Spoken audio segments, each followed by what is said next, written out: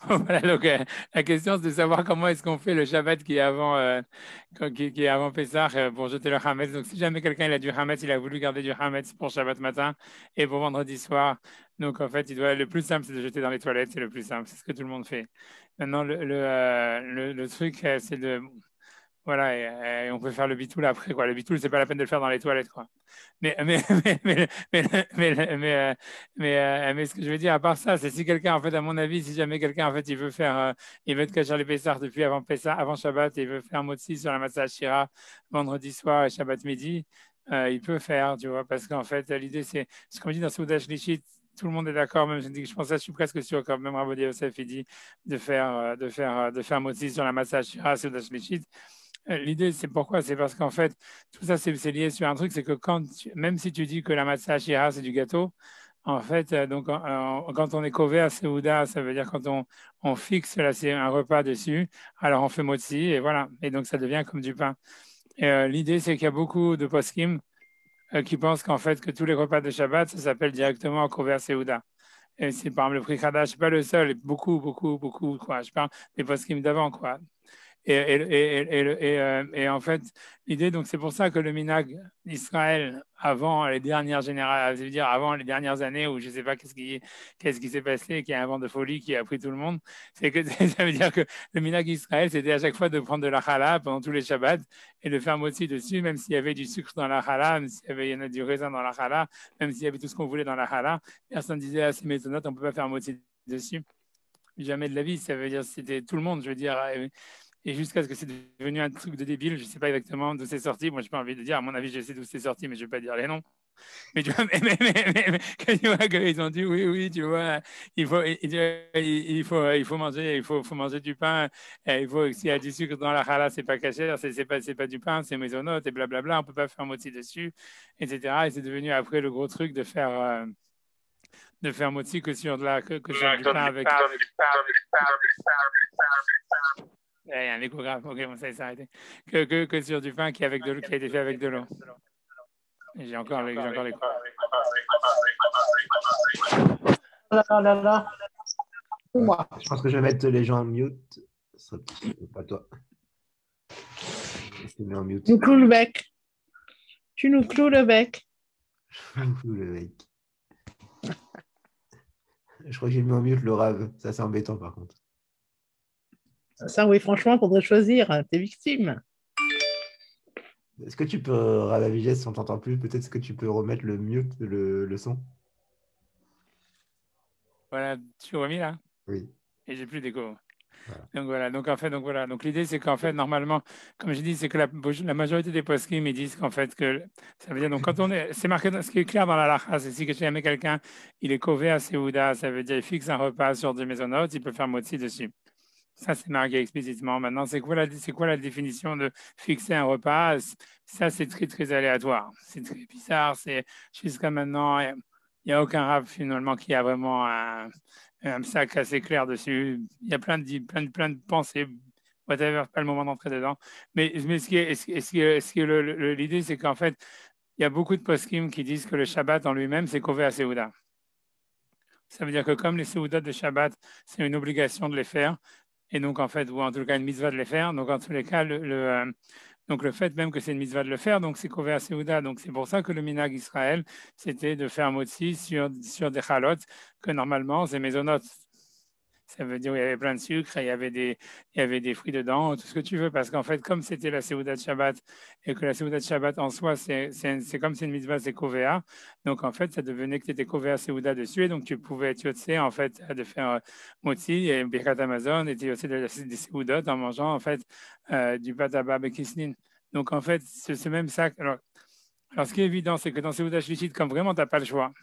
Ça veut dire que comme vraiment tu n'as pas le choix, donc en fait, puisque tu peux manger que de la matzah ashira, donc c'est sûr que la Seouda de Shabbat, elle est couverte à Seouda, et que c'est sûr que si quelqu'un il mange, il fait mettre Seouda Shlichit avec la matzah ashira, il doit faire motzi et birkat Amazon dessus. Ça, c'est sûr. Même Rabbi Yosef, il dit tout ça. Mais si jamais les autres repas, c'est une autre histoire. Ça veut dire, tu peux dire, comme j'ai le choix et que je suis pas encore interdit de manger du chametz, donc je pourrais manger de la vraie challah et tout ça. Enfin, je veux dire pas de la vraie challah, mais je pourrais manger du vrai pain. Donc en fait, Donc, en fait, tu as un problème de faire motzi sur de la matzah shira. Mais bon, comme je dis, à mon avis, c'est sûr que c'est pas, ça veut dire, c'est clair que tu vois, si quelqu'un ne veut pas s'embêter, il veut pas rentrer du chametz dans sa vaisselle de Pessah et compagnie, etc. Et il veut pas jeter facilement les couverts en plastique parce qu'il n'a pas accès à une poubelle qui va dehors et tout ça. Si, enfin, pour plein d'autres raisons, en fait, si jamais pour faire plus facile, à mon avis, sans avoir vraiment regardé la Sougia encore une fois, ni quoi que ce soit, à mon avis, c'est clair qu'on peut faire motzi. Le plus simple, c'est de faire motzi même vendredi soir et Shabbat matin sur de la matzah ashira, et voilà, et on fait motzi, les tilates et tout ça, et voilà. Parce que tu vois, je veux dire, c'est pas pire que de la challah. Si tu fais ça toute la semaine, toute l'année, ça veut dire presque tout le monde fait ça sur de la challah. La challah, il y a plein de sucre. Et c'est sûr que ces maisonnotes sont princes, sont le Bet Yosef, sont la plein d'autorité. Et malgré tout, tu fais birkat. Et tous les Shabbats, tu fais motzi, tu fais birkat dessus. Mais pitom, tu vois tout d'un coup, Rav Pessah, où ça devient un problème, tu vas commencer à dire, ah non, je veux prendre une pita, tu vois. Tu vois, je veux dire, tu vois, si quelqu'un il est McPit chaque Shabbat de l'année à faire motzi que sur vraiment de la pita ou quelque chose comme ça, alors ça veut dire que de la matzah qui a pas de, la challah qui a pas de sucre et tout ça, etc. Alors peut-être, tu vois, et que lui, c'est sûr, c'est quelqu'un il a une option de pouvoir manger de la matzah, de la challah et de la jeter et de pas mettre des miettes partout et de pas rendre pas cachère sa vaisselle et compagnie et compagnie. C'est aussi une option, c'est sûr, c'est peut-être mieux de ce côté-là parce que là, tu es sûr. Mais et voilà quoi, je pense que c'est pas voilà, l'option la plus facile, c'est ça quoi, à mon avis, c'est de faire sur de la massage chien. C'est ce que j'aurais dit quoi. Voilà. Ouais. Ça veut dire le seul truc où il y a vraiment le seul soir où justement il faut pas manger quelque chose, la pâte qui est faite avec des jus de fruits, en fait, c'est le soir du seder, où là on n'est pas quitte de la mitzvah si jamais on mange de la matzah qui est pétrie avec autre chose que de l'eau. Et aussi, ce qui est bien d'être marmire, si c'est possible, c'est le premier soir de Sukkot, quand on mange dans la souka, c'est bien d'être marmire, de manger la pâte du pain qui n'est pas fait avec du sucre. Parce que, en fait, comme il y a un Hekesh, ça veut dire une Xerah entre le premier soir de Pessah et le premier soir de Sukkot. Donc, a priori, il faut que ça soit vraiment du pain. Et a priori, là, et donc même si tu es couvert Seouda sur des maisonnotes, etc., c'est logique que tu es. Enfin, c'est connu, j'ai un doute dans les Yerushalmi, etc. Mais en tous les cas, c'est pas clair que tu es qui de la média des soukas si jamais tu as mangé du pain qui avait du jus de fruits ou quelque chose comme ça ou du sucre dedans. Donc, c'est les deux nuits, en fait, il faut faire attention vraiment parce que c'est une mitzvah de la Torah. Ce serait en fait la nuit de Pessah, bon, ça c'est sûr, et la nuit de Sukkot aussi, où en fait, si c'est un homme, puisque c'est qu'une mitzvah pour les hommes de manger dans la souka à la nuit donc à la nuit de Sukkot. Donc en fait, pour les hommes, ça serait bien que la première nuit de Sukkot, les gens quand ils font motzi et qu'ils font la bracha de l'échelle Souka, qu'ils prennent de la challah ou de la pita où il n'y a pas de sucre du tout, ou même de la matzah. Voilà. Voilà, c'est tout. Bref, tu vois, à la fin de la question. Voilà, j'ai répondu à la question. Je pense, à mon avis, c'est le plus simple. Voilà, c'est mon avis, mais vraiment mon avis, et sans avoir vraiment cherché. Ça veut dire sans avoir recherché plus. Mais voilà, je sais pas, tu vois, j'ai pas regardé, j'ai pas révisé la route, mais à mon avis, c'est ça ce que je pense a priori, tu vois. Voilà, on peut commencer maintenant le cours. Voilà, voilà, donc, je sais pas, Mister, on verra bien attention la semaine prochaine, on fait un cours sur Pessah, Bezrat Hashem. Et bon, en tous les cas, bon, pour l'instant, je voulais faire encore un cours sur Pécoudé, etc. Donc, en fait, sur la comptabilité. Et parce qu'en fait, à mon avis, moi, je vais simplement expliquer une introduction pour expliquer que pour moi, c'est important cette histoire. Et peut-être après, je vais essayer d'expliquer un peu comment ça fonctionne et tout. Mais l'idée générale du truc, c'est qu'en réalité, si on regarde vraiment dans le livre de Shemot, dans le livre de l'Exode, en réalité, ça commence avec des comptes et ça se termine avec des comptes. Parce qu'en fait, même si jamais, en fait, c'est-à-dire, au début, quand les Juifs ils arrivent en Israël, on compte les 70 personnes, les 70 âmes qui sont rentrées en Égypte. Et c'est vrai qu'on compte les noms, etc. Mais en fait, on les compte. Et en fait, à la fin, dans le Mishkan, on compte en fait les matériaux, on compte l'or, on compte l'argent. Et un peu comme si au début on compte les âmes, après on compte l'argent. Et à mon avis, il y a un lien entre les deux. Pour dire même ça d'une manière un peu intéressante dans cette histoire-là, c'est que le mot, par exemple, Shemot, tu vois, voici les noms des enfants d'Israël, c'est le début le premier pasouk de l'Exode. En réalité, le mot Shemot en hébreu, c'est une traduction possible. Ça veut dire aussi les évaluations. Tu vois, la Shum, ça veut dire en fait évaluer, et ça peut être en fait le livre des évaluations. Et en fait, pour expliquer en fait l'idée derrière, ce qui est très intéressant, si on réfléchit vraiment d'une manière générale, on voit que l'idée d'évaluation et de valeur, etc., elle est excessivement centrale en ce qui concerne le livre de l'Exode, en ce qui concerne Moshe. Je vais donner par exemple, tu vois, je vais donner un exemple, simplement pour commencer à expliquer l'histoire, simplement des idées générales après, je vais essayer de parler un petit peu, de creuser l'histoire, mais si par exemple on regarde par exemple la libération des Juifs d'Égypte, en fait, quand on regarde, bon, j'ai pas cité encore toutes les sources parce que je voulais pas saouler, j'avais reçu comment dire, des warnings de certaines personnes qui m'ont dit on veut pas trop de texte, on veut pas trop de texte, ça nous saoule, etc. Donc, en fait, j'ai essayé, j'ai enlevé des textes, mais en fait, c'est-à-dire qu'il y avait, c'est-à-dire donc il y a par exemple, par exemple, quand on parle de l'histoire de Géoula, de libération ou de Pidyon, de rachat, etc. À chaque fois, avec Sam Tipédou, toute cette histoire, tous les langages en fait de libération dont on fait partie, dont on parle dans l'Exode, en réalité, c'est des langages, en fait, comme il dit le Ramban, comme il dit Nachmanide, que en fait, c'est des langages de rachat et de transaction. À chaque fois, par exemple, quand on dit Geoula Tiyel Leviim, à chaque fois qu'on parle de Geoula en fait dans la Torah par la suite, on voit que la Geoula, ça veut dire un rachat. C'est comme on va racheter un esclave qui a été vendu, on va racheter un terrain qui a été vendu, ou on va racheter tout ça. Ça veut dire qu'en réalité, la Geoula, c'est à chaque fois un rachat, c'est une transaction. Même l'histoire de Pidyon, encore plus, tu vois, de Pédout, Pidyon, Livdot, tu vois, c'est en fait racheter. C'est encore une fois, c'est bien que ça peut se traduire libérer, mais c'est en fait un rachat. Et en fait, ça se voit d'une manière tout à fait encore, comment dire, beaucoup plus claire, enfin encore plus, ça veut dire encore plus évidente. Ça veut dire quand évidemment, dès qu'il y a la sortie d'Égypte, on nous parle en fait de la mitzvah de Pidyon Bechor, du rachat des premiers-nés.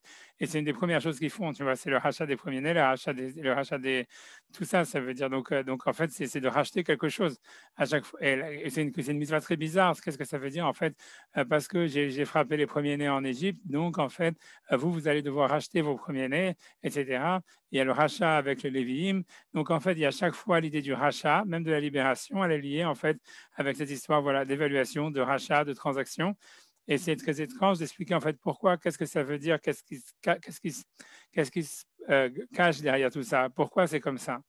Et en réalité, donc pour expliquer simplement une idée qui est centrale, voilà, si vous voulez, que j'ai ramené dans les textes, etc. Dans les textes que j'ai ramenés, je ne vais pas commencer peut-être par avec quoi j'aurais voulu commencer, mais en fait, c'est si on regarde vraiment en fait, sur le premier midrash dans Pekoudé. Donc, en fait, j'ai ramené le midrash d'Anhuma.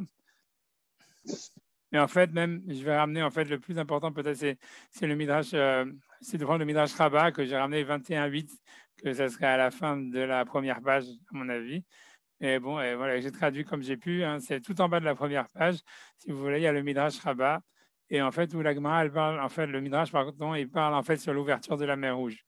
Et en fait, Rabbi Akiva, donc il y a différentes versions. Pourquoi est-ce qu'en fait, tu vois, qu'est-ce qui s'est passé? Puisque quand Moshe, en fait, Dieu il a demandé à Hachem d'ouvrir Moshe, il a demandé il priait à Hachem pour savoir qu'est-ce qu'il allait se passer. Donc Hachem, il lui dit d'arrêter de prier, il lui dit simplement ouvre la mer. Et la question est de savoir, en fait, pourquoi est-ce qu'il lui demande d'arrêter de prier? Qu'est-ce que ça veut dire? Donc, en réalité, mais à le premier avis, après ça, je vais le dire, après, je pense que je reviendrai dessus.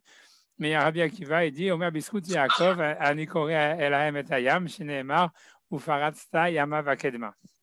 C'est-à-dire que Rabbi Akiva, il a dit par le mérite de Jacob, je leur ouvre la mer, ou je déchire la mer, parce qu'il a marqué Ufaratsta, ça veut dire tu feras des brèches à l'ouest et à l'est. Yama, ça veut dire à l'ouest.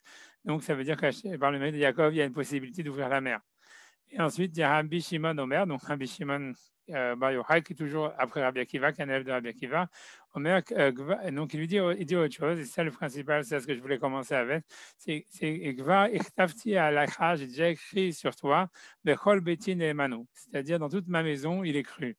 Bata Birshuti, et ça veut dire tu es donc dans mon domaine. C'est comme si en fait, c'est toi si tu veux le préposer dans mon domaine. Vayam Birshuti, la mer aussi, elle fait partie de mon domaine. Je t'ai déjà fait comptable, si je veux. Gizbar, ça veut dire un comptable, gestionnaire ou un comptable sur elle, puisque en fait c'est toi le comptable, chez Neymar. Et c'est ça ce qu'il lui a dit. Maintenant, lève ton bâton. L'histoire, pour expliquer, tu vois, qu'est-ce que ça veut dire cette histoire-là, et un petit peu, c'est un peu la même chose qu'on retrouve après quand on parle du Mishkan, en disant, ou à chaque fois, dans les Midrashim, on va dire, voilà, tout est venu par le mérite de Moshe, etc. C'est-à-dire que la construction du Mishkan, elle est venue par le mérite de Moshe. À chaque fois, en fait, Moshe, il a appelé. Voilà, si vous voulez reprendre, je vais reprendre un petit peu le texte que j'ai ramené juste avant, quoi. C'est le Midrash Tanhuma, mais en fait, dans le Midrash Rabbah, il ramène aussi ce passouk de Bechol, Betin et Manu. Enfin, en tout cas, quand on dit, voilà, donc c'est le parachat, le Midrash Tanchuma, le premier Midrash Tanchuma, mais dans le Midrash Rabbah, c'est plus explicite. Je ne sais pas pourquoi j'ai ramené le Midrash Tanchuma, en fait, parce qu'il y avait les voyelles. Mais donc, mais en tous les cas, c'est quand elle est pokudée à Mishkan. On disait, Shama Hakatuv, Ish Emunot Rav Berachot, Ve'atz Le'a Ashir Lo Yinake. Ça veut dire celui qui a à la foi, ou un homme de foi, ou un homme dans lequel on peut faire confiance. Ils ont traduit un homme fidèle. Non, tu vois, ça veut dire, ça veut dire, il a plein de voix. Mais quelqu'un qui fait des efforts pour devenir riche, il ne sortira pas indemne.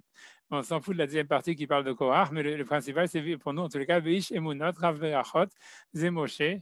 Donc, c'est un homme de foi qui amène les bénédictions à Zemoshe. C'est Moshe, chez Nessa Gizbar à la Mishkan, puisque en fait, c'était lui le comptable, ou c'était lui, en fait, comment le comptable. Gizbar, c'est très difficile à traduire, c'est le préposé, le comptable, le gestionnaire. Le gestionnaire, peut-être c'est mieux, sur le Mishkan. Oui. Comment? Le trésorier, Trésorier, c'est voilà, ça? le trésorier du Mishkan. Et donc, toutes les choses étaient bénies par lui. Et donc, en fait, et c'est pas, les fiches à Néhéman parce qu'il était Néhéman, parce qu'on va dire il était honnête ou parce qu'il faisait confiance. Et c'est sur ça dans le Midrash Rabbah où il rajoute le passage que je n'ai pas ramené ici, qui est Bechol Beti Néhémanou. Ça veut dire, il est Néhéman, ça veut dire, en fait, le Midrash Rabbah et en fait, le Midrash, dans les deux endroits, ça veut dire, le Midrash Rabbah dans Pécoudé et dans Shemot, à chaque fois, ils font l'idée en réalité de dire que de la même manière que Moshe, c'était un petit peu en fait, c'était le comptable, le trésorier du Mishkan, puisque en fait, toute l'histoire de la paracha de Pécoudé, c'est les comptes, c'est les comptes. Et en fait, c'est le compte voilà, de l'argent qui avait été utilisé, des matériaux qui avaient été utilisés dans le Mishkan. En fait, d'une certaine manière, en fait, Moshe, il était aussi en fait le comptable, ça veut dire le trésorier de l'univers, du monde. Et c'est pour ça qu'il pouvait ouvrir la mer, c'est pour ça qu'il peut ouvrir la terre et peut engloutir Korach. En réalité, Moshe, il a comme une sorte de contrôle complet sur la nature, en fait, presque à l'image de Dieu, etc. C'est comparable vraiment, c'est sûr que c'est une allusion assez claire un peu à Yosef quand il est dans la maison de Potiphar. Ça veut dire que voilà, que Potiphar, il ne sait rien de ce qui se passe dans la maison, mais il y en a un qui est préposé, qui est un trésorier, qui gère tout, et l'autre, il sait que le pain qu'il mange, c'est tout, et il ne connaît rien d'autre. En fait, d'une certaine manière, c'est comme si Moshe, par rapport à Hachem, dans la période, dans tous les cas où il était vivant, etc., des Juifs dans le désert, en réalité, c'est comme si Moshe, c'était lui qui était le gestionnaire de l'univers. Et en fait, et l'idée, donc en fait, et c'est pour ça qu'il peut faire tous ces miracles, etc. Et c'est ça ce qui a fait qu'il pouvait être aussi le gestionnaire qui a permis l'existence du Mishkan. C'est parce qu'en fait, c'est comme si Moshe, il avait c'était donc c'est à un niveau excessivement haut, tu vois, c'est un peu comme le mettre à un niveau d'un ange, tu vois, c'est un peu comme l'idée, comme un petit peu quand on parle, quand Moshe, après la faute du veau d'or, que Hachem, il demande, ça veut dire à Moshe, il demande en fait qu'on lui envoie un ange pour l'aider, etc. Et après, on dit que l'ange, il a été refusé, qu'il est revenu qu'à l'époque de Josué. Tu vois, c'est l'ange de Matatron. En réalité, c'est Moshe qui avait, c'est-à-dire Matatron, c'est un ange qui est au-dessus des autres anges. En fait, Nachmanide et même Rashi, on a l'impression comme ça. En fait, c'est que Moshe, il avait ce statut en fait de Métatron, c'est-à-dire du super ange, de l'ange qui est préposé au-dessus de tous les autres anges, pour en fait avoir un pouvoir sur la nature. Et c'est-à-dire que c'est pour ça que c'est lui qui pouvait en fait, comment dire, c'est pour ça qu'il pouvait ouvrir la mer, comme le Midrash le dit, c'est pour ça qu'il pouvait ouvrir la terre, comme on voit avec Korach. En fait, il pouvait faire un petit peu ce qu'il voulait dans le monde. Et c'est pour ça, et c'est comme il avait en fait cette vision, en fait, cette histoire de comptable, d'être le trésorier de l'univers, c'est pour ça en fait qu'il pouvait faire en fait le Mishkan. Qu'est-ce que ça veut dire? Ça pourrait expliquer l'histoire et ça va expliquer beaucoup c'est une grosse idée, ça veut dire c'est une grosse ligne de lecture, une grande ligne de lecture de tout le livre de l'Exode, c'est que Moshe, c'est un comptable. C'est-à-dire, pour expliquer l'histoire, c'est que quand on dit que Moshe, c'est un trésorier ou c'est un comptable, et c'est pour ça qu'en fait, il peut comprendre, il peut compter qu'est-ce qu'il y a dans l'univers, et c'est pour ça qu'il peut refaire un univers, ça veut dire miniature, qui est le Mishkan. C'est parce qu'en fait, pour expliquer l'histoire, c'est que Moshe, c'est pas, par exemple, le représentant du peuple d'Israël. C'est pas le représentant de je sais pas quoi, c'est pas quelqu'un qui se bat pour une cause politique, pour libérer les esclaves. Moshe, en réalité, après, ça veut dire ça, ce qui se passe à partir du buisson ardent, quand il dit envoie quelqu'un d'autre, etc. On voit bien, et ça se voit très bien dans tout le livre, dans la première partie du livre de l'Exode qui est énorme, ça veut dire au niveau de la taille, c'est beaucoup, de la partie des diplés, etc. Et c'est qu'en fait, Moshe, en réalité, il est autant, comment dire, le représentant, comme c'est un comptable de l'univers, il doit tenir autant compte des Juifs que des Égyptiens. Ça veut dire, il ne peut pas dire, voilà, moi je fais des miracles pour sauver les Juifs, etc. Les Égyptiens, on s'en fiche, tu vois, qui meurent tous, on n'en a rien à faire, c'est des agresseurs, etc. Non, on voit bien qu'en fait, les miracles, ils sont des displays, etc., ils sont adressés à Pharaon aussi. D'ailleurs, c'est un des derniers versets de la Torah. Dans les derniers versets de la Torah, c'est un verset qui est très choquant. C'est quand on parle de la mort de Moshe dans le dernier verset du Deutéronome, on dit et tous les miracles et toute la main forte qu'il a fait aux yeux de Pharaon, aux yeux d'Israël. Et c'est toujours très bizarre de demander, mais qu'est-ce qu'il a à voir Pharaon dans l'histoire? Pourquoi est-ce qu'on le met au même niveau qu'Israël? Comme si. Mais on voit bien que même dans la signature de la Torah, dans le dernier verset de la Torah, on a voulu expliquer, et c'est clair en fait quand on lit le texte réellement, que le message de Moshe, il n'était pas en fait simplement adressé aux Hébreux, il était en fait adressé aux Égyptiens et à Pharaon, parce qu'en réalité, c'était une histoire d'être le comptable de l'univers. Pour expliquer en 2 mots de ce que ça veut dire, donc un comptable, en fait, il peut pas, il doit être, pour être Neyman, ça veut dire il doit pas avoir un parti pris.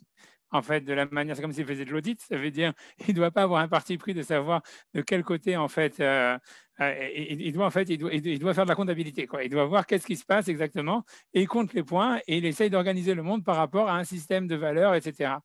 Mais dans ce système-là, il faut que tout le monde trouve sa place, plus ou moins. Et donc, normalement, même les Égyptiens, ça veut dire le message de Moshe, il était adressé même aux Égyptiens. Et c'est pour ça, c'est ça ce qui explique toute l'histoire de la mitzvah, du rachat des premiers-nés, de toute cette histoire-là de je vous ai racheté. Donc, il fallait que c'est vu comme une culpabilité par rapport aux Hébreux et que d'avoir que les Égyptiens, les premiers-nés égyptiens, ils sont morts à cause d'eux, etc., et qu'il fallait faire un rachat pour ça, et que c'est une mitzvah qui reste. Et quand on regarde non seulement ça, ce qui est incroyable aussi, très intéressant, c'est que dans la prière, tous les jours, on mentionne la mort des premiers-nés. Ça veut dire c'est dans les téphilines, dans 2 parachutes des téphilines. À part ça, dans les brachot du Kriyat Shema, à chaque fois on dit, tu vois, on parle de la mort des premiers dans Emet Veyatsiv et dans Emet Vemuna. Dans les 2 cas, je n'arriverai pas à sortir de mémoire les phrases exactes, mais en fait, on va voir que dans les deux cas, on parle de la mort des premiers-nés. Ce qui est très étrange, c'est parce que, en fait, quand on parle de la mitzvah de se souvenir à la sortie d'Égypte tous les jours, il n'y a pas marqué, en fait, qu'il y a une mitzvah de se rappeler de la mort des premiers-nés. Et pourtant, dans le texte de la prière, on a l'impression qu'ils ont centralisé dans la sortie d'Égypte l'histoire de la mort des premiers-nés.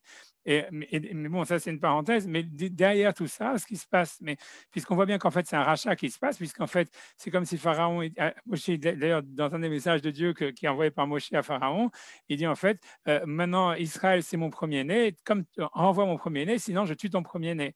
Et à chaque fois, donc, il y a un échange de savoir le premier-né de celui-là contre celui-là. Donc, c'est toujours une idée de rachat, d'échange, de transaction. Pourquoi? Parce qu'en fait, comme il dit le Midrash Rabbah, c'est parce qu'en fait, Moshe, c'est un comptable. Il fait de la comptabilité. C'est le Gizbar du monde. C'est le Gizbar. Ça veut dire, c'est le comptable. Et c'est en ça qu'en fait, c'est pour ça que dans la paracha de Pécoudé, on refait tous les comptes, puisqu'en fait, toute l'histoire, c'est de trouver en fait un équilibre. C'est de comprendre en fait quel est en fait l'équilibre cosmique. Ça veut dire comment est-ce qu'en fait, il peut y avoir une comptabilité, un échange. Ça veut dire, ça veut dire voilà, un équilibre des choses dans l'univers. Et c'est cette chose-là qui avait été donnée à Moshe. C'est pour ça, comme je dis encore une fois, qu'il a un contrôle sur l'univers par rapport à ça, et que tout se fait par une transaction, puisqu'en fait, à chaque fois, c'est comme si tu veux, comme si le compte, il doit toujours arriver à 0. Ça veut dire, si jamais on prend en fait des Juifs, on va tuer des Égyptiens, ça veut dire on prend de celui-là pour donner à celui-là, etc., etc.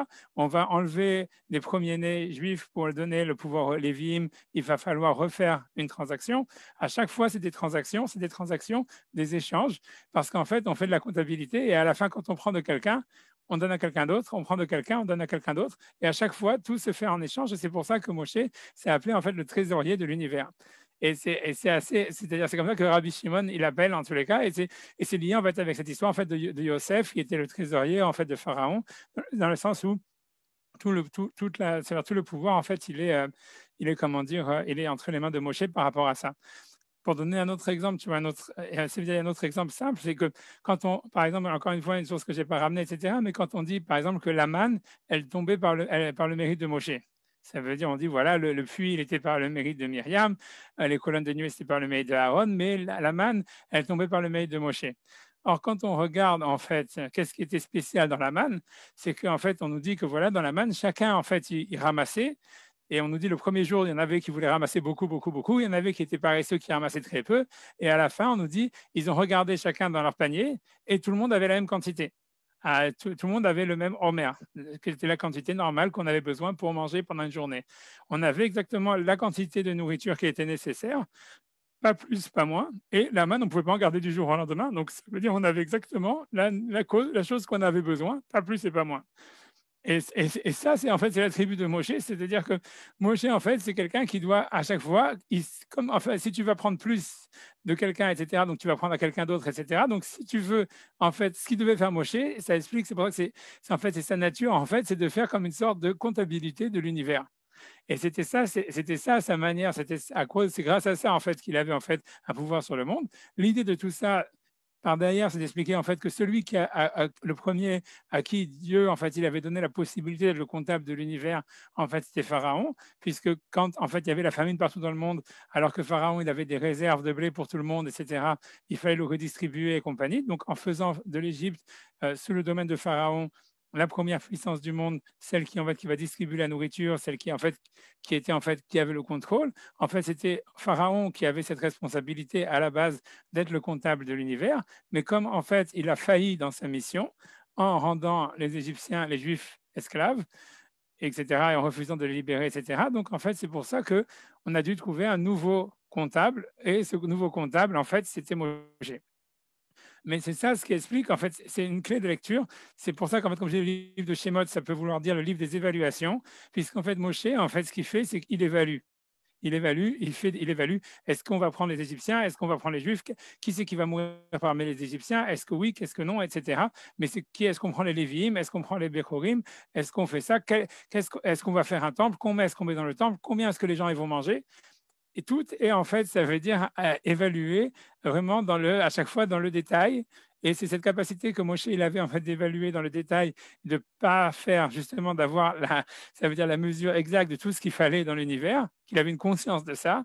En fait, c'était ça ce qui a fait de lui que c'était Moshe qui pouvait donner une loi qui était en fait éternelle, qui était complètement équilibrée, etc., etc., etc.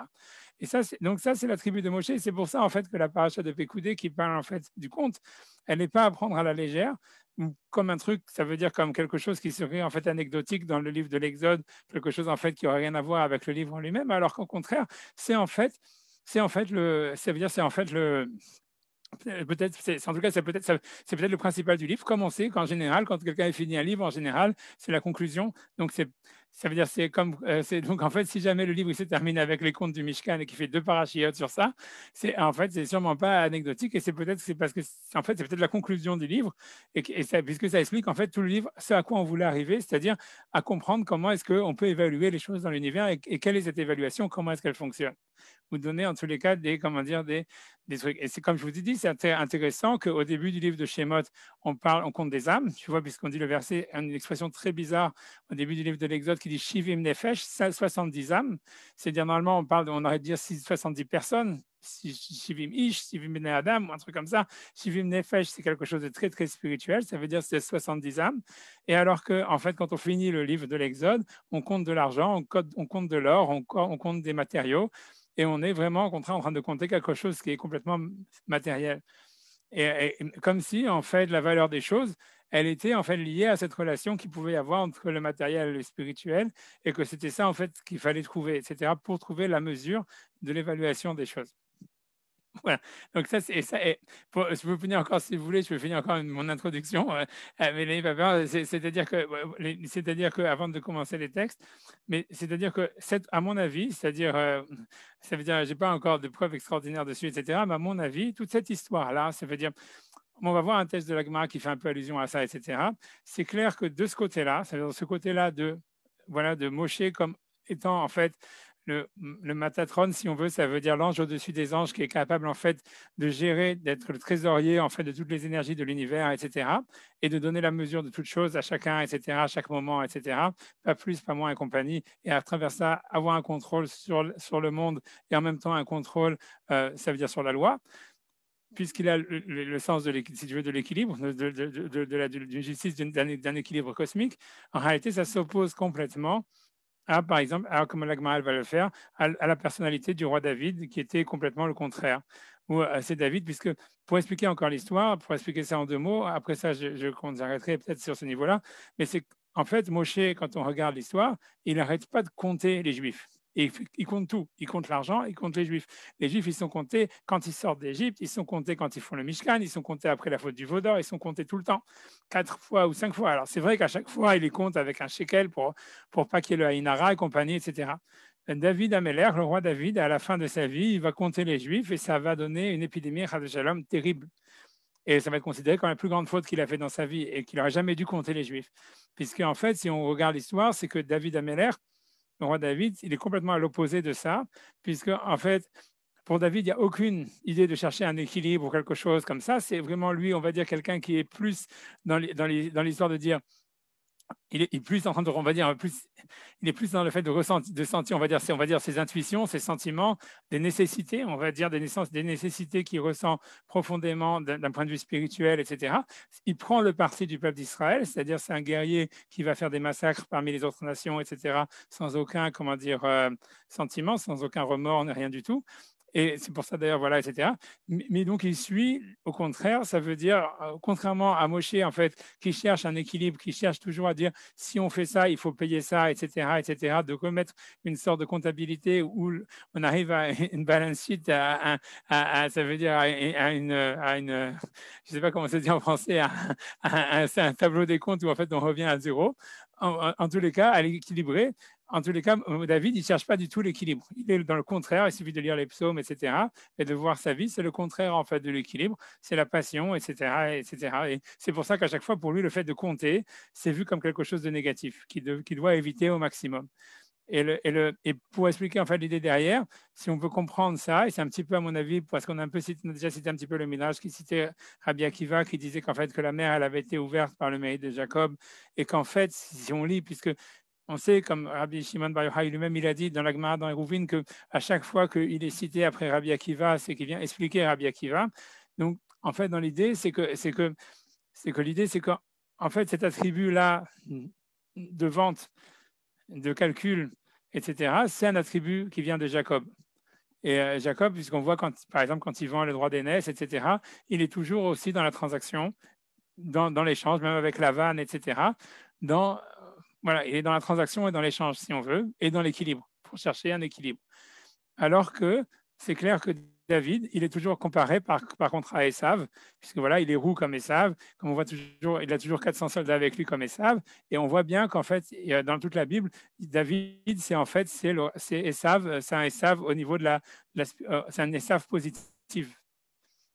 Et c'est cette dualité en fait qui est entre Yaakov et Esav, qui est retrouvée en fait dans un niveau positif entre Moshe et David. Où Moshe en fait c'est Yaakov et David c'est Esav. Et puisque voilà, il y a le côté de suivre ses impulsions, le côté de voir toujours l'extérieur, de suivre, tu vois, de voir la superficie des choses, de ne pas chercher l'équilibre, etc. Que c'était en fait l'attribut de Esav versus, tu vois, l'attribut en fait à chaque fois de chercher au contraire un équilibre, un calcul, un échange, etc., qui était plutôt l'attribut de Jacob et surtout l'attribut de Moshe. Et c'est pour ça d'ailleurs que dans les Midrashim et dans le Zohar et compagnie, il y a plein de discussions à savoir est-ce que le Goël Aharon, ça veut dire le dernier libérateur, est-ce que ça sera Moshe ou est-ce que ça sera David? Dans le sens à savoir est-ce que le Goël Aharon, c'est quelqu'un qui va chercher, qui va trouver un équilibre universel comme Moshe, qui va être capable de retrouver en fait un équilibre et donner une transaction où il y aura tout le monde à sa place, etc. Et c'est de cet équilibre cosmique, si tu veux, que c'est-à-dire cet accès qu'on aurait à un équilibre cosmique ou universel qui serait en fait la venue du Mashiach, donc ça serait Moshe, versus en fait un Mashiach qui serait comme David, ça voudrait dire quelqu'un en fait simplement qui sauve Israël et qui suit en fait une sorte comment se dire, d'amour, de sentiment très fort qu'il aurait vers la spiritualité et qui arrive à conduire le peuple vers ça. Et bon, c'est des discussions dans le Zohar, dans le Midrash, etc. etc. Donc voilà, donc ça c'était que l'introduction. Mais disons, c'est le gros passé. C'est pour ça que je voulais en parler. Ça c'est l'introduction, si vous voulez. Je vais simplement après essayer d'expliquer un peu comment c'est possible, pour donner simplement pour expliquer, à mon avis, comment est-ce que c'est possible qu'on puisse dire que Moshe, en fait, c'est-à-dire il avait en fait cette capacité en fait à trouver l'équilibre universel, l'équilibre du monde. Comment c'est possible? C'est-à-dire qu'on a du mal à croire, ça veut dire qu'il y a la logique normale, ça voudrait dire que si jamais en fait tu veux savoir la valeur de chaque chose, ou si tu veux savoir en fait la place de chaque chose et la mesure de chaque chose. En fait, il faut que tu aies en fait un nombre d'informations extraordinaire, que tu sais tout. Tu sais tout ce qui se passe dans l'univers, voilà, comme un ange, comme presque au niveau de Dieu, comme Yosef, etc. Et que tu sais tout ce qui se passe. Et à ce moment-là, comme tu comprends tout, à ce moment-là, tu peux donner une place à chaque chose suivant en fait les connaissances que tu as. Mais à mon avis, c'est pas comme. Ça veut dire, on sait, peut-être pas encore pour continuer un peu mon traduction, on sait au niveau économique que ça fonctionne pas comme ça. C'est-à-dire que quand on fait de l'économie, dans les basics de l'économie, on sait que en réalité, si jamais en fait pour avoir en fait des infrastructures qui fonctionnent, des infrastructures qui sont efficaces le plus possible, ça veut dire pour avoir une logistique qui fonctionne. En fait, la manière, c'est impossible d'avoir, par exemple, pour expliquer en 2 mots, c'est impossible d'avoir un système hospitalier qui fonctionne bien en se basant simplement par rapport aux connaissances qu'on a, de savoir où est-ce qu'il y aurait, suivant la population, où est-ce qu'il y a le plus de personnes âgées, où est-ce qu'il faut le plus d'hôpitaux, où est-ce qu'il faudrait donner les vaccins, où est-ce qu'il faut donner les subventions, où est-ce qu'il faudrait faire ça, est-ce qu'il faudrait faire ça. C'est-à-dire que pour expliquer en 2 mots, dans le service public, ou quand on est sur quelque chose en fait qui n'est pas basé en fait en fait, même pas c'est une question du service public, mais si on va parler même de l'armée ou des choses pareilles, c'est-à-dire sur toutes les choses qui ne sont pas basées en fait sur une évaluation, on va dire par les prix des choses, on pourrait dire par le marché, mais même si les choses n'ont pas de prix, en réalité, c'est la seule manière en fait d'avoir une logistique qui fonctionne, c'est justement comme ça, c'est de connaître tous les détails, d'avoir un nombre d'informations gigantesques et de connaître tous les détails et de savoir grâce à ça, c'est-à-dire avoir après une grande réflexion, voilà, une grande réflexion, un grand travail, etc., d'analyser, à savoir en fait où est-ce qu'on doit envoyer les vaccins, où est-ce qu'on doit envoyer les masques, où est-ce qu'on doit envoyer ça, où est-ce qu'on doit faire un hôpital, où est-ce qu'on doit faire ci, etc. C'est ça la manière en fait dans le service public de le faire. Et c'est pour ça que ça marche jamais, parce qu'en fait, comme on n'a jamais les connaissances, et que même quand on les a, elles deviennent obsolètes au moment où le temps que ça nous a pris en fait de les analyser, c'est devenu obsolète. Donc c'est pour ça que le service public fonctionne très mal. C'est pas simplement les hôpitaux, c'est l'armée, c'est tout en fait toutes les choses qui sont pas en fait liées avec, où en fait on peut pas évaluer les choses suivant le prix de l'objet. Par contre, si jamais en fait, la raison pour laquelle, par exemple, les hôtels, les chaînes d'hôtels ou les choses comme ça, les entreprises privées ou les restaurants, elles optimisent comment dire, logistique, elle est toujours optimisée facilement, c'est parce qu'en fait, ils vont jamais réfléchir à savoir où est-ce qu'on a besoin de quelque chose, qu'est-ce que c'est, où est-ce que c'est nécessaire d'avoir un hôtel ou d'avoir une banque ou d'avoir un restaurant. Ils vont simplement savoir où c'est le moins cher de le construire et où est-ce qu'il y a le plus de clients qui vont nous ramener, qui vont faire gagner de l'argent et qui vont rendre la chose profitable. En réfléchissant comme ça, c'est très facile de savoir où est-ce que tu dois construire ton prochain restaurant, où est-ce que tu dois construire ton prochain hôtel, où est-ce que tu dois mettre ta prochaine banque. Puisqu'en fait, il te suffit en fait de regarder le prix des choses et le prix, il t'indique en fait la nécessité et la valeur de la chose. Et donc, en réalité, l'histoire, c'est que, pour expliquer, donc, si on veut, c'est connu, ça veut dire, c'est pour ça que les systèmes publics ne fonctionnent pas, c'est pour ça que les armées, ils ont toujours des mauvaises infrastructures, etc., parce qu'on ne peut pas demander aux soldats de payer pour leurs cartouches, on ne peut pas demander aux soldats de payer pour leurs grenades, mais si jamais on demandait aux soldats de payer pour leurs grenades ou pour leurs cartouches ou pour leurs tanks, etc., on saurait exactement, très rapidement, si on leur donnait un budget même fictif, de savoir, voilà, on vous donne ça et ça, vous avez le choix entre, vous pouvez le dépenser sur un tank, sur une grenade, sur un truc comme ça, et qu'il y avait un prix sur les choses, on saurait, n'importe quel général, il saurait rapidement où est l'endroit où il faut le plus de grenades, où est-ce qu'il faut le plus de tanks, où est-ce qu'il faut le plus de cartouches, etc. Alors que comme il n'y a pas de système de prix, donc en fait, on est obligé d'avoir le plus de data possible et en général, ça ne fonctionne pas. Et donc, à mon avis, moi, ce que j'ai voulu expliquer d'abord, c'est que d'abord, ça c'est marqué dans la Gemara, ça c'était la première chose que j'ai voulu dire, et ça c'est intéressant de le voir. Et la deuxième chose, c'est que moi je pense que c'est comme ça en réalité que Moshe il a fonctionné pour en fait comprendre le système universel. En fait, le système, on peut utiliser ça pour essayer de comprendre en fait cette théorie économique. On peut l'utiliser pour en fait pour comprendre ça même au niveau spirituel de comment est-ce que les choses elles peuvent avoir une valeur en fonction en fait de leur prix. Et à mon avis, c'est ça en fait, c'est peut-être ça, ça peut être un des messages en tous les cas qui se trouve dans le livre de l'Exode. Donc je vais essayer simplement, tu vois, voilà, comment dire, voilà, d'aller sur cette idée. Et maintenant, c'est pas très compliqué. Vous avez fait le plus dur si vous avez écouté jusque-là et si vous avez compris. Sinon, c'est pas grave. Et donc, vous pouvez toujours écouter, ça fait toujours un petit peu de la Gemara, puis ça me fait plaisir à moi. Donc, voilà, donc, en tout cas, en tout cas, donc, on commence. Et donc, il y a une Gemara, en fait, il y a une Gemara, voilà, qui parle justement, qui est intéressante. Donc, maintenant, je vais entrer vraiment dans un truc technique, rien que parce que je voulais faire un petit peu du technique, parce que voilà aussi. Voilà. Voilà. Donc, en fait, c'est vraiment, vraiment de voir Torah, vraiment même de voir Halacha pratiquement, et sur la paracha de Pekoudé. Donc la Gemara, c'est une Gemara dans Batra, dans la page 9, qui est Halacha, c'est l'Halacha, c'est ramené dans Shulchan Aruch, etc. C'est Tano Abanan, nos maîtres nous ont enseigné, En mehajvin bitzdaka im gabay tzedaka. Ça veut dire, on ne fait pas de calcul sur la tzedaka avec les préposés, avec les collecteurs. Ils ont traduit les collecteurs de charité, avec ceux qui collectent l'argent pour la tzedaka. Velo behekdesh et magizbarim. Et ni avec en fait ceux qui travaillaient pour le Beth Amikdash. On ne demande pas des comptes en fait à ceux qui travaillent au Beth Amikdash en disant qu'est-ce que vous devez faire avec l'argent. Ça veut dire, voilà, donc normalement, al pi alarat, tu ne peux pas demander à quelqu'un qui a une organisation, non-profit organization, et non-profit de lui dire montre-nous les comptes, qu'est-ce que tu as fait avec l'argent. Normalement, tu n'as pas le droit. Ça veut dire, lui, il peut te dire, en tous les cas, j'ai pas envie de te montrer. C'est pas tes affaires. Donc, c'est une Gemara, c'est pas moi qui l'ai. Tu peux tellement. Ça veut dire on ne fait pas des calculs avec, ça veut dire sur la Zaka avec ceux qui collectent la Zaka, ni avec ceux qui ramassent de l'argent pour le Beth Amikdash et Magizbarim, ça veut dire avec le trésorier du Beth Amikdash. Et bien, en fait, qu'il n'y a pas de preuve à la chose. Zechar la davar, il y a une, comment dire, on a une allusion à la chose, chez Nehemar, parce qu'il est marqué. ולא יחשבו את האנשים אשר ייתנו הכסף על ידם לתת לעושי המלאכה כי באמונה הם עושים. Donc c'est dans l'Haftarah, je pense, de la semaine dernière.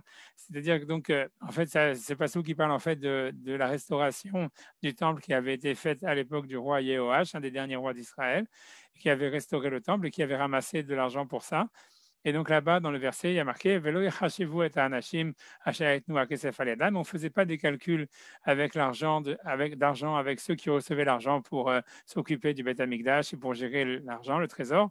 La tête de l'Osamelacha qu'il devait donner à ceux qui faisaient le travail donc d'embellissement ou de restauration du temple, qui be'emuna et mosim, parce que voilà, ils le faisaient de bonne foi. On leur donnait, ça veut dire voilà, on leur donnait le crédit, ou en tous les cas, c'est des gens de emuna, c'est des gens de bonne foi. Et sur ça, la Gemara, elle continue, c'est la fin de la Gemara, donc les versets, c'est pas une Gemara très longue. Amar Rabbi Eliezer, Rabbi Elazar, j'imagine, Amar Rabbi Elazar, Afalpi sheyesh lo l'adam gizbar ne'eman betoch beto, yatsu veyimne, shene'emar vayatsu vayimnu. Donc Rabbi Eliezer, il dit bien que en fait, donc un homme, il a un comptable, un trésorier cru dans sa maison, ça veut dire d'honnêteté, ça veut dire de confiance. Il a un comptable de confiance. Yatsu veyemne, il doit compter, il doit en tous les cas attacher l'argent, il doit le compter. A priori, on va voir le sens littéral avant de lui donner l'argent à garder. Chez Neymar, Vayatsu vayemnu, parce qu'en fait, dans ce même passage qui parle en fait de la restauration du temple, on nous dit en fait, et ils ont attaché l'argent et ils l'ont compté. Donc, pour expliquer en deux mots, c'est-à-dire que la Gemara, elle nous dit comme ça, elle nous dit dans l'histoire, en se basant en fait donc sur l'Haftarah de la semaine dernière, donc l'Haftarah de la restauration de Yehoash, mais c'est pas l'Haftarah la semaine dernière parce que la semaine dernière c'était pas Chodesh, c'est pour ça. Enfin, donc l'Haftarah normale de Pécoulé, c'est que normalement, donc quand il y a la restauration du temple par le roi Yehoash, en réalité, donc il ne demandait pas des comptes à ceux qui s'occupaient du Beth Amikdash, mais avant de donner l'argent, ils le comptaient eux-mêmes. Et évidemment, c'est difficile à comprendre pourquoi. C'est-à-dire si, en fait, à la fin, toi-même, tu vas pas, tu vas pas demander des comptes à celui à qui tu as donné l'argent, alors pourquoi tu le comptes avant? Alors, on va dire, en fait, pour expliquer, dans les commentateurs classiques du Talmud, il y a deux explications qui sont données. Il y a une explication, on va dire, rationnelle, ça veut dire, et on va dire, c'est l'explication du Meiri, etc. C'est qu'ils disent en réalité que bien que, en fait, il faut faire confiance, tu ne peux pas demander des comptes à la personne à qui, en fait, qui est en train qui s'occupe de l'argent ou qui gère l'argent du Beth Amikdash ou qui gère l'argent d'une organisation sans profit. Mais toi, tu dois quand même essayer d'avoir le moins de soupçons sur lui et tu dois quand même, donc, si tu lui donnais l'argent sans le compter, donc là, ça veut dire vraiment qu'il fait vraiment ce qu'il veut avec, etc. Et donc, c'est comme si tu le mettais en fait dans une situation comment dire, ça veut dire où ça va être trop facile de tentation, de voler ou des choses pareilles. Et même toi, tu vas toujours un peu ne pas lui faire confiance vraiment, tu vas le soupçonner. Donc, en fait, c'est pour ça, pour essayer de limiter les dégâts, on te dit, ok, d'accord, tu ne pourras pas lui demander des comptes après, mais compte l'argent avant de lui donner, montre-lui que tu as compté. Comme ça, il sait que voilà, tu as une idée quand même de ce qui se passe et qu'il ne peut pas faire n'importe quoi. Ça, c'est l'explication rationnelle en fait du Meiri qui dit voilà, tu ne veux pas compter l'argent après, mais tu veux le compter avant. Comme ça, en fait, le type, il ne se sent pas quand même complètement les mains libres de faire n'importe quoi avec. Ça, c'est l'explication du Meiri. C'est une explication, comme d'habitude, plus mystique que c'est l'explication du Maharsha, qu'il dit qu'on voit, c'est vrai que dans le Talmud, on voit ailleurs que la Gemara, elle pense que tout argent qui n'est pas compté et qui n'est pas attaché, en fait, il peut y avoir des malédictions dessus. Donc, en fait, la Gemara dit à chaque fois, ça veut dire, c'est compliqué toute cette histoire-là d'expliquer comment ça fonctionne, mais ça veut dire, grosso modo, c'est que la Gemara dit, en fait, il faut, ça veut dire, parce que la Gemara, d'un côté, il ne faut pas compter non plus la grange et tout ça, etc. Mais en tous les cas, il y a une idée qu'en fait, les démons, ils ont accès à l'argent qui n'est pas compté et qui n'est pas attaché. Donc, en fait, le marchand, il dit, c'est pour ça, en fait, qu'il fallait compter et attacher l'argent avant de le donner à ceux qui s'en occupent dans la Tzedaka ou dans le Beth Amikdash, parce qu'en fait, sinon, il y avait quelque chose de, voilà, quelque chose de Chas Shalom qui pouvait se passer sur l'argent, et donc c'est pour ça qu'il fallait compter avant et qu'il fallait l'attacher. Donc, ça, c'est ce que la Gemara, elle dit en tous les cas. Et donc, mais ce qui est intéressant, donc voilà, donc maintenant Rashi, voilà, le point de l'histoire, c'est comme ça, c'est que si on revient en fait sur la première halakha, qui est de dire en fait qu'on ne on peut pas demander des comptes à ceux qui donc qui s'occupent de l'argent du Beth Amikdash ou de la Tzedaka, c'est que la Gemara en fait, elle dit il n'y a pas de preuve à ça. La question est de savoir en fait pourquoi il n'y a pas de preuve, puisque voilà, on nous incite à inverser. Donc, en fait, voilà, donc je vais dire simplement, je vais expliquer Rashi, qu'est-ce qu'il dit. Donc, je vous ai ramené le Rashi en hébreu et j'ai traduit comme j'ai pu, donc sûrement avec des fautes. Ouais, pas mal. Mais en tous les cas, bon, c'est une traduction quand même. Mais en tous les cas, donc Rashi, il va commencer, il va dire voilà, il va donner une théorie. Il va dire quelque chose que tout le monde va être très étonné sur ce que Rashi dit. Non, mais je le dis d'abord. Donc, Rashi dit pourquoi, en fait, il n'y aurait pas de preuve de l'histoire du temple de Yehoash où on ne demandait pas des comptes à l'argent qui était ramassé. Pourquoi est-ce que ça ne serait pas une preuve comme quoi, en fait, on ne peut pas demander de l'argent, des comptes pour le Beth Amikdash, on ne peut pas demander des comptes, en fait, pour ceux qui, en fait, qui ramassent de l'argent pour la Tzedaka. Alors, donc Rashi, il va commencer déjà. Bon, alors je traduis les mots. Il dit Shen Rayaladavar, il n'y a pas de preuve sur la chose. De l'Obegabait Tzedaka active. Puisqu'en fait, il dit déjà, pourquoi ce n'est pas une preuve? C'est parce qu'en fait, l'histoire du temple de Yehoash, ça parlait de la restauration du temple. Et donc, ce n'était pas des gens qui prenaient de l'argent, qui ramassaient de l'argent pour le donner à la charité. C'était de l'argent donc, qui était consacré au Beth Amikdash. OK, donc grosso modo, il veut dire, selon ça, ce que tout le monde comprend dans Rashi, ça veut dire la Gemara, elle veut dire qu'il n'y a pas de preuve parce qu'en fait, elle a avancé deux lois. Elle avait avancé la loi comme quoi on ne demande pas des comptes à ceux qui travaillent au Beth Amikdash et on ne demande pas des comptes à ceux qui travaillent pour la Tzedaka. Mais en fait, la preuve, en fait, comment dire, la preuve, elle est que sur le Beth Amikdash. Elle est que sur la construction du temple. Elle n'est pas en fait pour ceux qui donnent la Tzedaka. Et donc c'est pour ça en fait que ça ne serait pas une preuve. Ce qui est déjà problématique puisque dans le langage de la Gemara, on a l'impression que c'est une preuve pour aucun des deux points. Mais on continue Rashi. Donc on dit de là Begabay Zak actif. Et là, Begizbahe Egdesh, mais simplement, donc, ça parle en fait des trésoriers du Beth Amikdash. Anotnim Libam Leose Amelacha. Donc, le Libam, il faut a priori l'enlever. Le Bach, en tout cas, il enlève. Mais en tout cas, Anotnim Leose Amelacha, qui donnait l'argent aux ouvriers, à ceux qui font le travail. Chapeau Alim Merubim, puisqu'il y avait beaucoup d'ouvriers. Les mlachot d'arbe, avec beaucoup de travaux, les godrim, donc ceux qui faisaient des gdarim, godrim, ça veut dire, on va dire ceux qui construisaient les murs, les chosve à even, donc ceux qui taillent les briques, les pierres, les katafaim, ceux qui portent avec leurs épaules, donc les porteurs, et la hamarim, a priori ceux qui conduisent des ânes et qui portent des objets avec des ânes, les knot etzim, et pour acheter du bois, Vavne merksav et des pierres de taille ou des pierres qu'on pourrait tailler par la suite, donc des matières premières. Et on ne peut pas, c'est impossible de faire tous les calculs. Comme on dit généralement, ça veut dire un maître d'œuvre, ça veut dire un employeur, il est fatigué, ça veut dire il est occupé avec ses employés, et il oublie. Ça veut dire que l'agma dit ça dans le sens où si jamais quelqu'un dit à un employé qui réclame sa paye à un employeur, et que ça c'est une halakha qui n'a rien à voir, mais si un employé demande sa paye à un employeur, et l'employeur il dit mais je t'ai déjà payé. Et à la fin, l'employé dit non, tu ne m'as pas payé, jure-moi que tu m'as payé. Et alors l'employeur, il jure qu'il a payé. Et à la fin, on voit que c'était faux, qu'il n'avait pas payé. Alors normalement, si jamais quelqu'un, en fait, il a juré à faux dans un tribunal, il est, comment dire, il peut plus témoigner, ni rien, il perd toute crédibilité, si on veut. Mais la Gemara dit que sur un employeur qui a juré à faux sur la paye de son employé, ça ne le décribelise pas parce que c'est normal qu'il oublie. Donc, ça ne veut pas dire qu'il a raison, il doit payer, etc. Mais ce n'est pas aussi grave que si quelqu'un ait dit tu m'as jamais prêté de l'argent ou quelque chose comme ça. Parce que l'employeur, il est occupé et donc c'est normal qu'il fasse des erreurs. Donc, en fait, c'est pour ça qu'on peut pas dire, c'est pour ça qu'on ne pouvait pas demander des comptes. Ça veut dire que si on commençait à demander des comptes à ceux qui s'occupent du Beth Amikdash, donc en fait, ça aurait été trop de travail. Et donc, en fait, c'est normal qu'ils fassent des erreurs. Donc, c'est pour ça qu'on ne pouvait pas leur demander des comptes. Mais bon, la question, donc, la question d'abord, bon, comme je dis, il y a deux questions évidentes sur Rachi, technique, hein, mais je l'ai fait quand même, c'est pas grave, puisque aujourd'hui tout le monde veut faire de la technique, donc pourquoi pas. Et là, c'est l'occasion. Tu vois, mais ça veut dire la première question, c'est que du langage de la Gemara qui avait dit qu'il n'y avait pas de preuve sur aucune des deux lois, ça veut dire qu'on ne demande pas des comptes à celui qui ramasse de l'argent pour la Zdaka, ni qu'on ne demande pas des comptes à, en fait, à celui en fait, qui construit le Beth Amikdash. Donc, il y a un problème déjà sur Rachi, puisqu'en fait, on aurait quand même une preuve des versets comme quoi on ne demande pas des comptes à ceux qui construisent le Beth Amikdash. Et donc, c'est difficile. Pourquoi Rachid est parti dans cette direction? La deuxième chose, c'est que quand on regarde, en fait, et c'est ce que Tosfot il va dire, et pas que Tosfot, le Maharsha et plein d'autres commentateurs encore par la suite, ils vont dire, c'est que quand on regarde le verset lui-même, on voit bien, en fait, que le verset, Rachid, en fait, pourquoi est-ce qu'il est parti dans un truc tellement compliqué? Puisque, en fait, le verset lui-même, il dit que pourquoi est-ce qu'il ne demandait pas des comptes à ceux qui travaillaient dans le Beth Amikdash? C'est parce que c'était des gens de bonne foi, qui Mouna et Mosim. Ça veut dire que c'est des gens qu'on savait, qui étaient spéciaux, qu'on savait qu'on pouvait leur faire confiance. Et donc, en fait, alors que, et a priori, comme c'est ça la raison qui est avancée par le verset, donc ça aurait été suffisant pour justifier l'explication de la Gemara en disant que, voilà, on n'a pas de preuve comme quoi on ne demande pas des comptes à quelqu'un qui s'occupe de la Tzedaka ou donc ça veut dire qui collecte de la charité ou quelqu'un en fait qui construit le Beth Amikdash, parce qu'en fait on parle cette halakha a été donnée sur un citoyen lambda, alors que le verset en fait du roi Yoash, il parle des gens qui sont connus pour leur honnêteté et pour leur probité.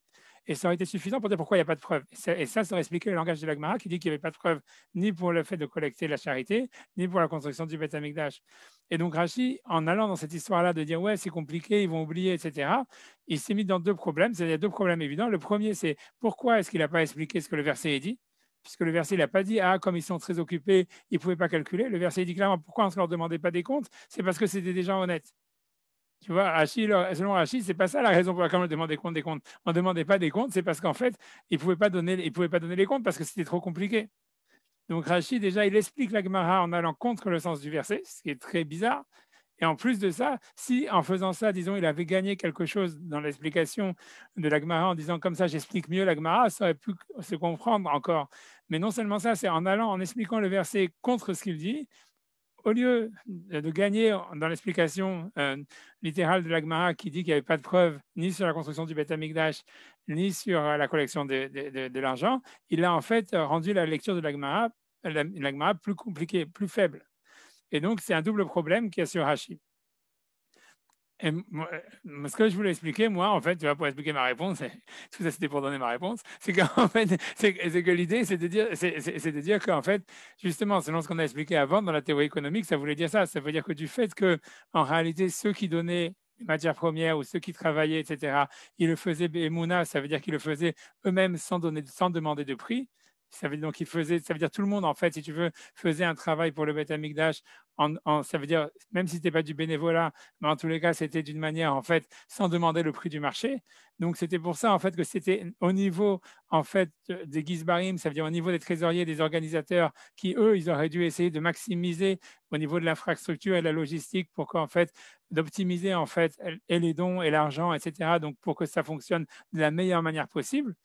En fait, ça, on ne pouvait pas leur demander des comptes, justement, parce que, en fait, c'était impossible d'évaluer, puisque les gens, en fait, ils donnaient ça d'une manière peut-être pas bénévole, mais en tous les cas, sans demander le prix du marché, on va dire. Ça veut dire, et donc, en fait, c'était pour ça qu'on ne pouvait pas évaluer quelle était la manière optimale, en fait, d'utiliser les produits les produits pour la construction du Beth Amikdash.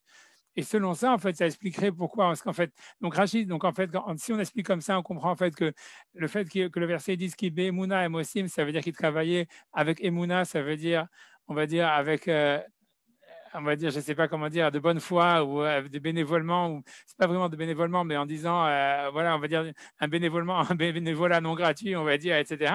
Mais c'est pour ça, en fait, que Rachid va expliquer. On pourrait dire, et alors, bon, ok, alors les gens, ils travaillent pas cher, ils font des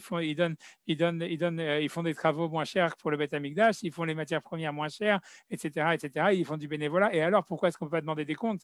Eh bien, c'est pour ça que Rachid m'a expliqué, si, justement, parce qu'en fait, il n'y avait pas un prix fixé sur les choses, donc en fait, c'était très difficile d'optimiser. Et donc, ceux qui étaient en fait, qui devaient organiser en fait la construction du Beth Amikdash, ils ne pouvaient pas en fait optimiser les choses au maximum. Et c'est pour ça en fait que selon Rachid, ça voudrait dire que c'est pour ça que c'est pour ça qu'en fait, on peut expliquer aussi pourquoi en faisant ça, il gagne aussi l'histoire d'expliquer mieux la Gemara, c'est-à-dire que ça veut dire que c'est plus une preuve en fait en ce qui concerne par exemple et la tzedaka, puisque dans la tzedaka, peut-être les gens ils donnent moins bénévolement, etc. Et donc, en fait, et c'est pas vraiment, on donne pas de la nature, on donne de l'argent, etc. Donc, ça serait plus facile de demander des comptes. Et la même chose pour le Beth Amikdash. C'est-à-dire que quand on donne de l'argent au Beth Amikdash, là, on demande, et pas des matières premières, et pas des travaux, des choses pareilles. Donc, là, ça serait plus facile, en fait, comment dire, d'évaluer les choses. Et donc, c'est pour ça, en fait, que selon Rachid, c'est mon explication dans Rachid, c'est pour ça que Rachid, en fait, on peut expliquer que Rachid, en fait, il ne va pas contredire en réalité le sens du verset, et qu'en plus de ça, il ne contredit pas non plus en fait le sens de la Gemara en disant qu'à la fin, on n'a pas de preuve ni pour la construction du Beth Amikdash, ni en fait ceux qui collectent de l'argent de la charité, puisque en fait la Gemara, elle voulait dire qu'on n'a pas de preuve pour ceux qui collectent du cash, pour ceux qui collectent de l'argent liquide ou des devises. Alors que le Rashi va expliquer la raison pour laquelle on n'a pas de preuves sur ça, c'est puisque en fait ceux qui organisaient la reconstruction du temple, etc., à l'époque de Yoash, ce n'était pas vraiment du cash qu'ils recevaient, en fait c'était des matières premières, c'était en fait des services et des choses comme ça. Et ça, c'est beaucoup plus difficile à optimiser parce qu'il n'y avait pas de prix fixé dessus. Bref, tu vois, mais ça veut dire que tout ça pour dire qu'en réalité, comme je disais tout à l'heure, que même c'est qu'en réalité que la manière en fait d'optimiser, de comprendre la valeur de chaque chose, c'est pas en fait d'avoir une connaissance générale de tout ce qu'on a besoin et de tout ce qu'il faut faire, mais c'est en fait c'est de connaître le prix des choses. Et c'est en connaissant le prix des choses qu'on peut en fait optimiser la logistique. Et moi, donc, comme je voulais expliquer, je voulais simplement expliquer un petit peu, expliquer comment ça fonctionne, comment on pourrait expliquer que même c'était comme ça que Moshe, en fait, il était capable d'avoir, en fait, une capacité de comprendre, en fait, si tu veux, d'avoir une sorte de prix des choses, même au niveau cosmique, au niveau même de, comme au point où, en fait, dans le verset, on dit qu'en fait, qu'il était comme l'ange Matatron, l'ange qui, en fait, qui était le Gizbar, qui était, en fait, le trésorier de l'univers. Et donc, en fait, je vais enchaîner sur quelque chose qui est lié en fait avec la Gemara qu'on vient de lire, qui est très étrange, voilà, puisque en réalité, donc si on revient en fait dans le passage du Mishkan, ça veut dire si on revient en fait sur la construction du Mishkan, donc dans la paracha de Tetzavé, quand on nous parle en fait de la confection en fait des habits des Kohanim, donc on peut carrément aller dans le verset 5. Il y a un passage, c'est au début de la paracha de Tetzavé, c'est un verset qui choque les lecteurs parce que c'est une tournure très bizarre. Donc dans le verset 5, il y a marqué Vehem yikru et hazahav, vet hatechelet, vet ha'argaman, vet olat hashani, vet hashesh. Donc même vous pouvez faire le verset 4 si vous voulez, on dit voilà, moi je vais faire en français, alors voici les vêtements qu'ils exécuteront, un pectoral, un éphod, une robe, une tunique à mailles, une tiare et une écharpe. Ils composeront ainsi un saint costume à Aaron, son frère, à ton frère et à ses fils, comme exerçant son ministère, et ils emploieront l'azur, l'or, l'azur, le pourpre, l'écarlate et le fin lin, et ils confectionneront l'éphod en or, en azur, et écarlate, en lin retors, artistement broché, etc. Et le truc de tout ça, c'est que c'est que c'est le vehem yikru, c'est-à-dire en français, ils ont traduit et ils emploieront. Mais en réalité, le vehem yikru, ça veut dire en hébreu, c'est eux, ils prendront l'or. Et eux, ils prendront l'azur, etc. De qui on parle? Qui c'est ceux-là qu'ils prendront? Ils prendront. Qu'est-ce que ça veut dire? Donc, Rachid va nous dire, un midrash qui va être repris après par Narmanide, etc., c'est que nous dire en fait que Moshe, en réalité, c'est très bizarre, en fait, il n'a pas fait les comptes. Ça veut dire, en fait, on dit, je dis Rachid, si vous voulez, donc Otam Chachmelev, ça veut dire les employés, ça veut dire les sages de cœur, c'est-à-dire ceux qui étaient en fait les artistes, les architectes, les ingénieurs, qui étaient là en fait pour construire le Mishkan, donc les Chachmelev, qui sont décriés des sages de cœur, chez Yasua Begadim, donc qui devaient faire donc les habits, et Kablu Minamitnat Divim, ils recevaient l'argent directement des donateurs, et Hazahav, l'or, des Chelet, l'azur, la Sot Menat Begadim, pour faire les habits. Narmanide, et eux, ils prendront, voilà. Voilà. Et Nachmanide, si vous voulez, donc, il va continuer dans cette même lignée de Rashi.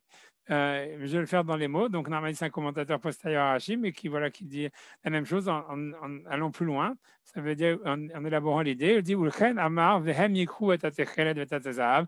Et eux, ils prendront l'azur et l'or. Chez Kablou Anedava Minatsibour, ça veut dire qu'ils recevront l'argent du peuple ou de l'assemblée. Mais Yasu Ba et Abegadim, et ils feront avec les habits. Ve'atam Lomar, c'est tout ce que ça vient nous dire. La raison, ça vient nous dire Shelo Ishkol Lahem Anedava Velo Yemne. Ça veut dire qu'il ne fallait pas. Moshe, il a dit, Hachem, il vient dire à Moshe, ne pèse pas les dons, ne les compte pas. Parce que les artistes ou les ingénieurs, encore une fois, ce qu'on les appelle les architectes, ils sont de bonne foi.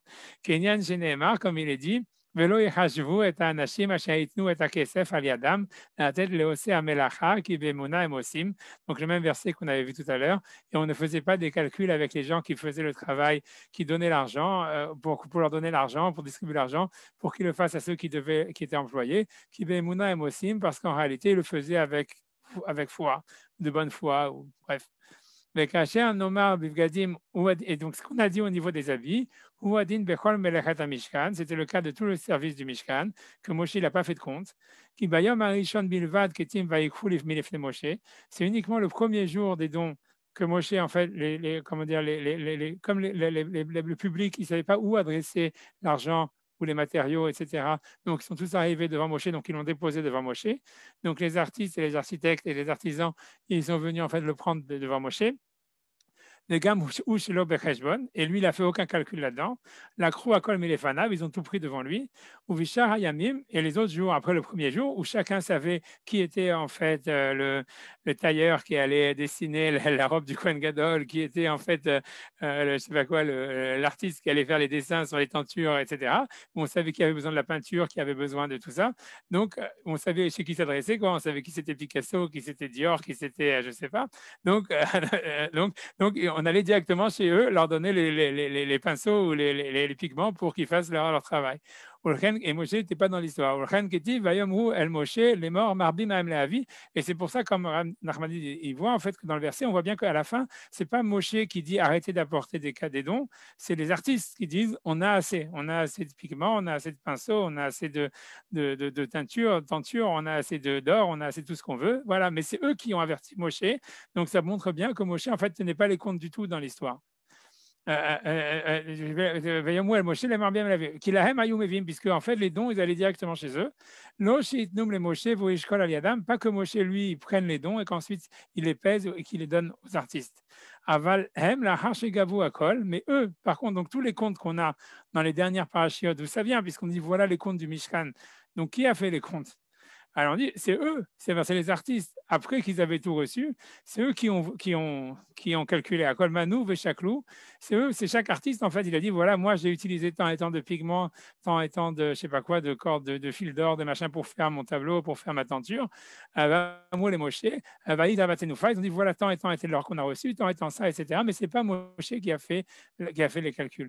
Alors c'est très bizarre. La raison, donc, en fait, qui est très, très compliquée là-dedans, c'est que quand on regarde ça, c'est exactement le contraire de ce qui est marqué de faire dans le Talmud. C'est-à-dire que dans le Talmud, qu'est-ce qu'on vient de faire dans la Gemara? La Gemara, elle vient de nous dire, en fait, toi, tu ne dois pas donner, ça veut dire ceux qui travaillent pour le Mishkan, ils n'ont pas à donner des comptes. Par contre, toi, avant de leur donner, tu dois compter. Et Moshe, en fait, il n'a pas compté au début, avant de leur donner, alors que c'est contre la halakha, c'est exactement contre le passage de la Gemara qu'on a vu tout à l'heure dans la Batra, Daf 9, en fait, c'est ramené dans le Shulchan Aruch, je ne sais pas vous dire où, mais c'est dans le Shulchan Aruch, il y aurait quelque part. Dans le Chod Tzedaka.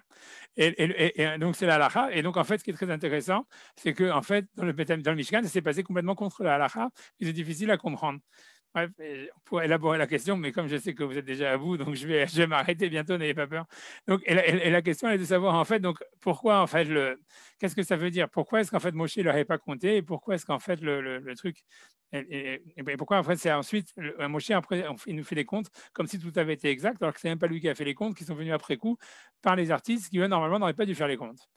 Et en fait, pour expliquer l'histoire, à mon avis, pour expliquer le point, comme je disais tout à l'heure, que le point du livre de l'Exode, c'est qu'au début, on compte des âmes.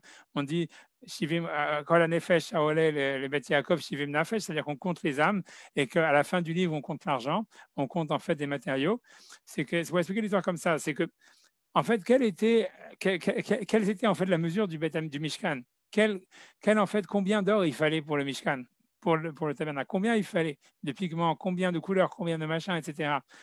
En fait, l'idée par derrière, c'est que même Moshe Rabbeinu, en fait, il savait pas, ça dépendait pas, en fait. C'est pas qu'il y avait une structure établie de dire, voilà, ça doit faire ça et ça, même si jamais il y avait eu déjà des tailles qui avaient été données, des mensurations sur les ustensiles en or, en argent, etc., ça donnait pas, en fait, le poids exact de chaque chose, ni le nombre de matériaux qu'il fallait utiliser, puisque tu peux toujours raffiner l'or, tu peux toujours raffiner l'argent, tu peux toujours raffiner les choses, tu peux toujours faire plus ou moins, etc.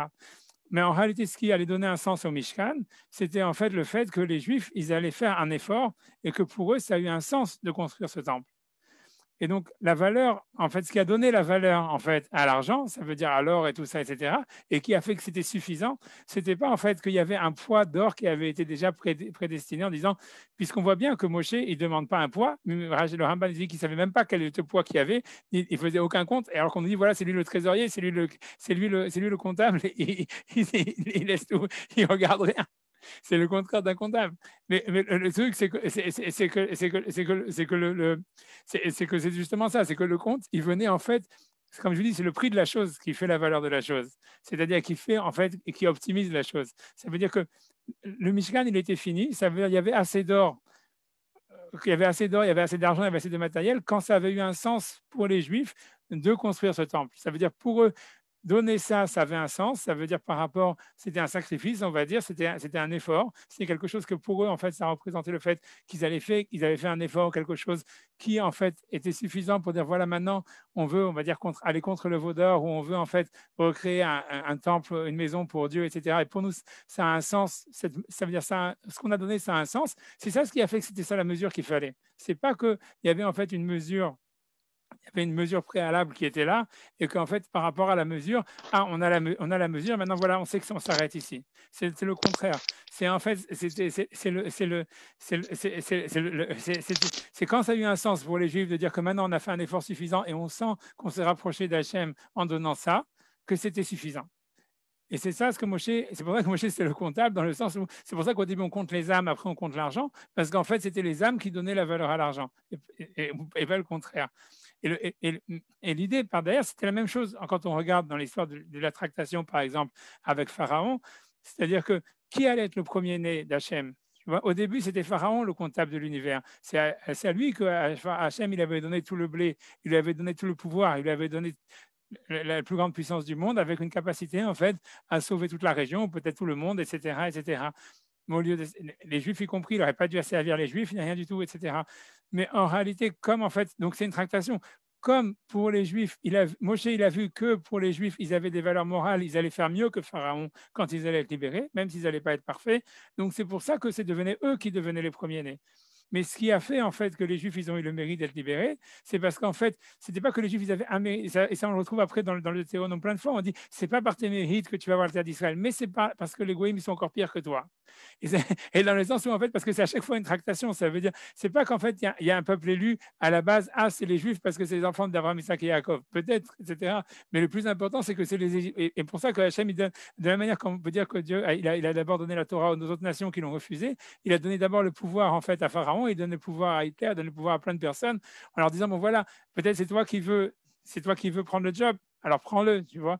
Mais une fois qu'il montre qu'en fait, il ne fait pas le poids, c'est un petit peu comme on voit avec l'histoire de Nabucodonosor, où il y a la main qui lui dit, voilà, tu as été pesé, tu as été coupé, tu as été soulevé léger. C'est un petit peu la même chose qui se retrouve avec Pharaon. C'est à chaque fois, en fait, que c'est la valeur, comme eux, ils ne donnent pas de valeur au fait que c'est à eux de gérer l'univers. Donc, c'est pour ça qu'après, ils le perdent, ce pouvoir-là. Et si jamais, par contre, tu vois, le peuple d'Israël, ça prend pour lui la valeur de dire, nous, on va être une lumière pour les nations, on va recevoir la Torah, etc. Donc, finalement, c'est comme ça qu'ils sont élus, parce qu'en fait, pour eux, ça a plus de valeur.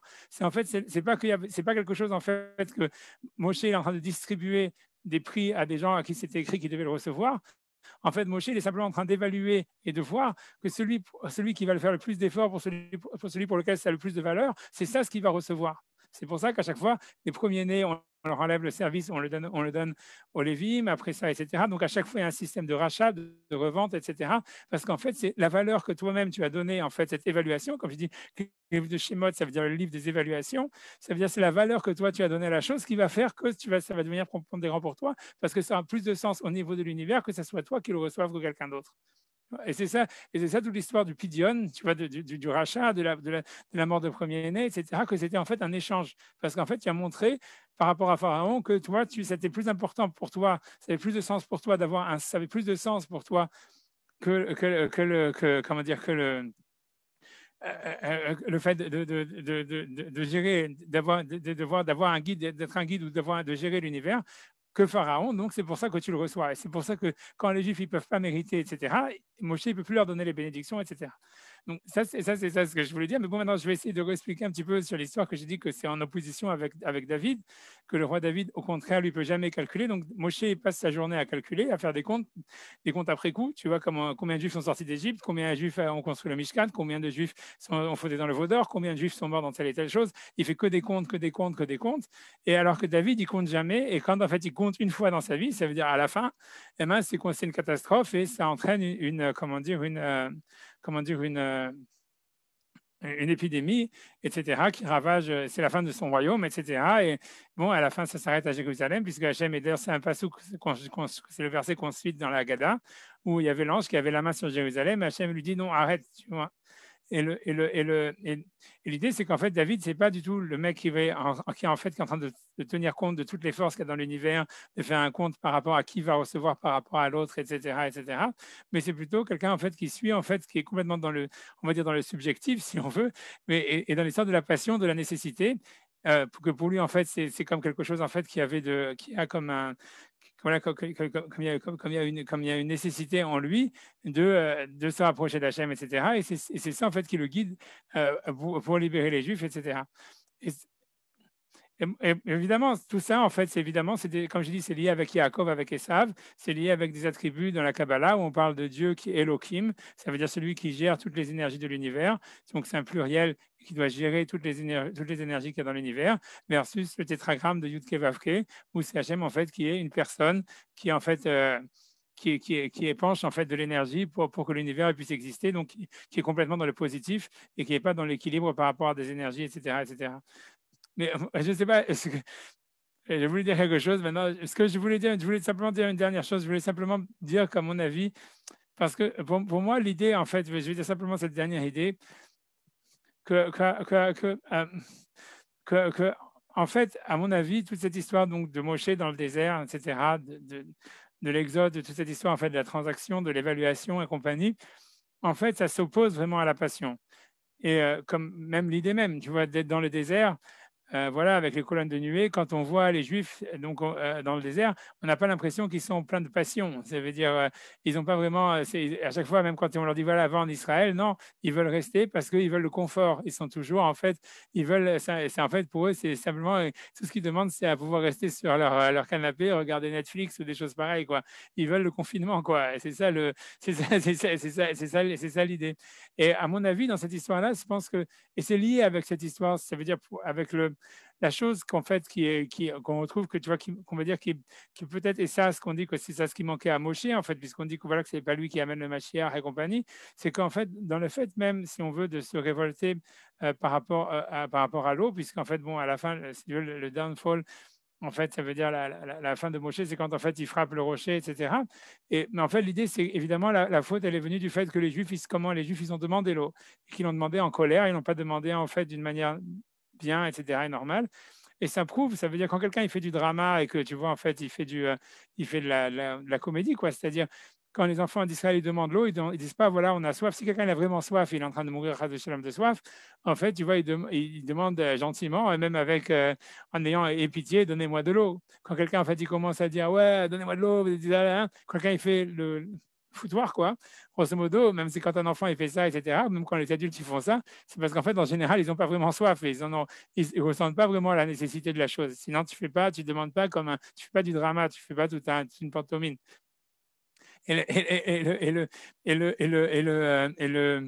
L'idée par derrière, ça montrait, alors que l'eau, en fait, c'est quelque chose qui est nécessaire à vivre. Et ça montrait, en fait, toute cette histoire-là, que Moshe, en réalité, donc, lui-même, il était capable de vivre sans boire et sans manger, etc. Et bien voilà, avec la manne, on voit qu'en fait, c'est toujours le minimum vital. C'est impossible de faire des réserves. On ne pouvait pas en fait manger, on ne pouvait pas recevoir plus que ce qu'on avait besoin, etc.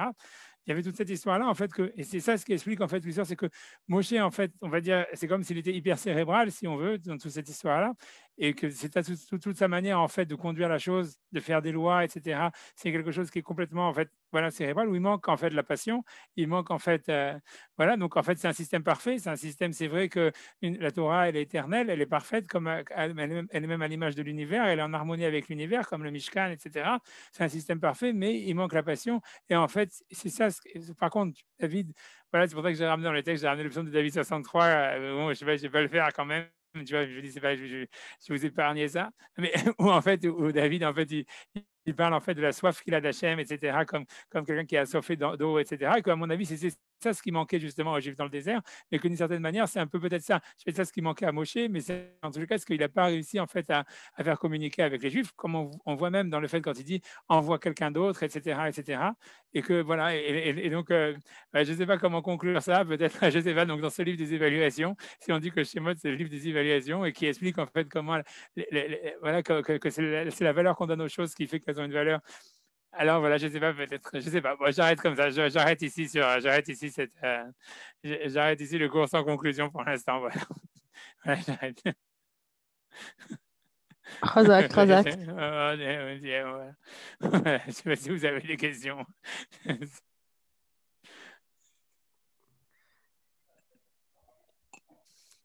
Voilà, il n'y a pas de question. C'est vraiment bien. Qu'est-ce qui va? C'est que Madame Tanger, elle va bien? Elle est encore là ou elle n'est pas là? Qu'est-ce qui se passe? Tu es en train de me poser, c'est fou. Ouais, je sais pas. Ouais, d'accord. J'espère qu'elle va bien en tous les cas. Elle va t'entendre certainement à l'enregistrement. Enfin, même danger. Ok, d'accord. D'accord. Alors, salut tous les. Voilà, voilà, je vais vous laisser. Il n'y a Merci pas de questions. beaucoup. Merci, au revoir, merci à vous. Razak. Ah, d'accord, ok, je vais essayer de faire le résumé. Enfin, je sais que je suis en retard sur le résumé, mais maintenant, au moins que le livre de schéma, il est fini, donc je sais que je ne vais pas être plus en retard. Non, et non, le texte sur le mensonge, il me prend beaucoup de difficultés. Il est très difficile pour moi à écrire. Et voilà, c'est difficile. Parce qu'en fait, pour moi, c'est de comprendre, pas de comprendre, mais d'expliquer comment dans la foi, il y a du mensonge. Et c'est compliqué à. C'est vrai, c'est une réalité. Et le point est de savoir vraiment de comment expliquer ça, comment. Voilà. Au Kirou. Je sais pas. Ouais, j'en sais rien. Mais c'est sûr que c'est pour ça que voilà, que je sais pas, ça me prend comme ça me prend du temps à écrire. C'est pas que ça me prend du temps et tout ça. En plus, il y a plein d'histoires, mais voilà quoi. Ça va être un passage pour moi dur à écrire, je le sais déjà. Donc j'ai déjà commencé un petit peu et tout ça, mais c'est ça ce qui bloque quoi. Voilà, mais c'est rien que pour dire ça. Ah, tu feras les 3 coups pour cette semaine-ci. C'est un miracle, là. Comme ils disent que le bête Yosef, Yosef Karo, il avait un malard qui écrivait les trucs pour lui. Hein. Et tu vois, voilà, je vais vous laisser tranquille. En tous les cas, je pense que la semaine prochaine, Bertachem, on fait un cours sur Pessah. Et voilà, Bertachem, bien. D'accord, ok. Vous pouvez quand même dire même les sujets que vous voulez, si vous voulez, dans la gala. On verra, comme vous voulez. À mon avis, mis à part ça, je sais pas, je propose pendant que tout le monde est là, Ouais. il y a un sujet, je pense, qui est taillé, que tu vas bien aimer, qui est taillé pour toi, qui aime bien l'actualité, et en même temps dans la Dayanout. Peut-être qu'il faudrait faire ça lors d'un voyage, faire un gros truc. C'est sur la conversion, vu ce qui se passe en Israël. Qu'est-ce que je te dis? Ouais, ça c'est pour Shavuot. C'est ce que Shavuot, on dit que c'est une conversion. Voilà. Oui. Voilà pour Shavuot. Bisous Hachem, Voilà.